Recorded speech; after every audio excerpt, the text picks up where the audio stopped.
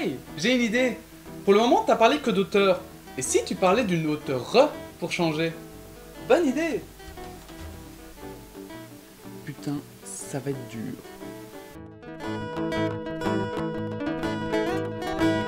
Salut tout le monde, c'est Darchi et aujourd'hui sortez vos objets du futur et vos barrettes de plutonium car nous allons parler de Canopée de Louise Jo. Ah bah, justement, j'en avais une ou deux ici. Putain, ça brûle. Tout commence avec des robots tueurs qui tentent de rattraper quelqu'un. Bon, en fait, c'est des robots flics. Sans bras. Voilà. Après une course-poursuite haletante, le mec tombe d'une falaise, ce qui amène les robots flics sans bras, après des calculs mathématiques très compliqués, à conclure qu'il est mort. Cette conclusion peut paraître un peu hâtive, sauf que nous sommes en 2137 en Amazonie, le seul endroit sur Terre préservé des destructions de l'homme grâce à un problème avec une centrale nucléaire qui a tout irradié il y a de ça 119 ans. Donc, il y a encore des trucs vivants? Eh bien oui, car la nature a toujours le dessus. Sauf qu'elle a légèrement muté. Bref, après avoir contemplé un peu cette nature, nous faisons connaissance avec Canopée, qui, à la manière de Navis dans Sillage, vit de chasse et d'eau fraîche dans cette forêt.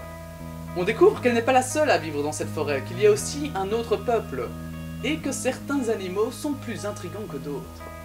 Mais je croyais que les êtres humains avaient déserté cette forêt. Et c'est ce que le monde civilisé ne comprend pas.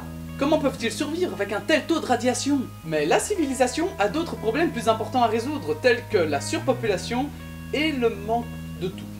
Ok, c'est la grosse mouise. Et Canopée dans tout ça? Eh ben, elle est seule. Mais ce jour-là, en rentrant dans sa cabane... Oh, le mec à la combi! T'en fais un peu trop là. Et elle va donc être confrontée à la civilisation et à l'amour. Pourquoi à chaque fois que tu parles d'amour, ça paraît kitsch? Dans cette BD, il y a deux thèmes principaux.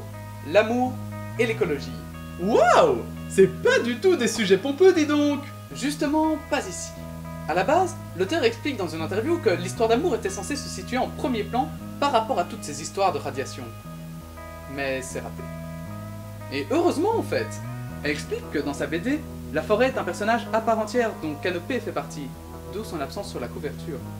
Du coup, les deux thèmes sont sur le même pied d'égalité en termes de présence, de temps de jeu. Et c'est ce qui fait la réussite de ce scénario, et qui l'empêche de tomber dans la lourdeur. En effet, l'histoire ne se veut pas moralisatrice en mode « Nous devrions tous vivre en symbiose avec la nature !» Oh oui. Mais propose plutôt des questionnements sur l'homme, la nature et leur rapport. D'ailleurs, la fin est suggestive, et c'est à vous de choisir si elle est positive ou négative. Tiens, en parlant des dessins...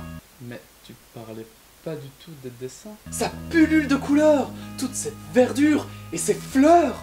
Waouh! J'insiste parce que les couleurs nous aident vraiment à nous abandonner dans cette forêt hors du commun lorsqu'il y a des planches de contemplation. Et comme elle voulait que sa BD soit au départ en noir et blanc, parce que colorier, ça prend du temps, j'aimerais juste souligner que c'est un bon choix. La documentation lui a aussi pris beaucoup de temps, car chaque animal a des mutations plausibles dans la réalité véritable.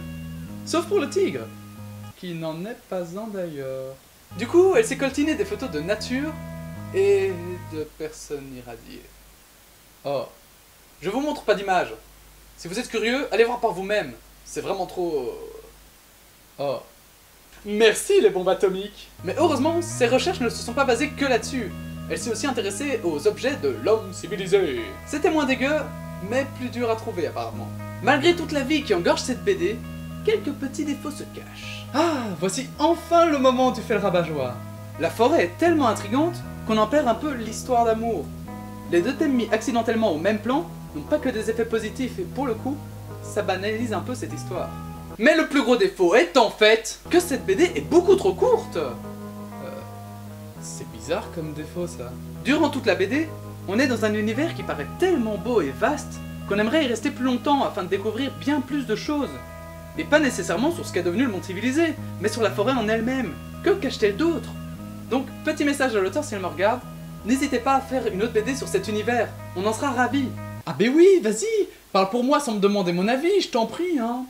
Et voilà, cet épisode est terminé. Sachez quand même que ce n'est que sa première BD et que nous n'avons qu'un petit aperçu de son talent. Auteur à suivre. Pour une fois que c'est une auteure. Sur ce, je vous dis à bientôt pour un nouvel épisode. Pire Milengue les amis.